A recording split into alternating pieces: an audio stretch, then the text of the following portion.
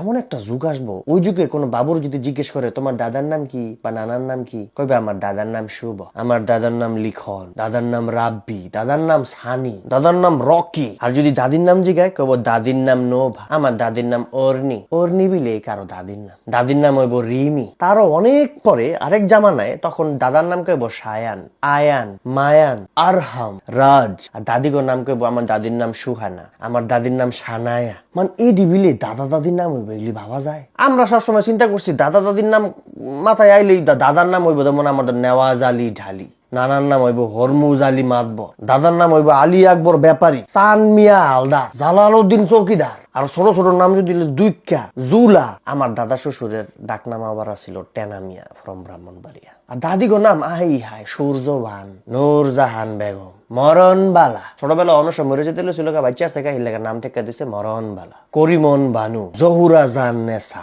মানে এরকম নাম হইব দাদিদের নাম। দাদির নাম কি বলবো? অর্নি। তারপর গ্রামগঞ্জে সবাই তো না আধুনিক নাম।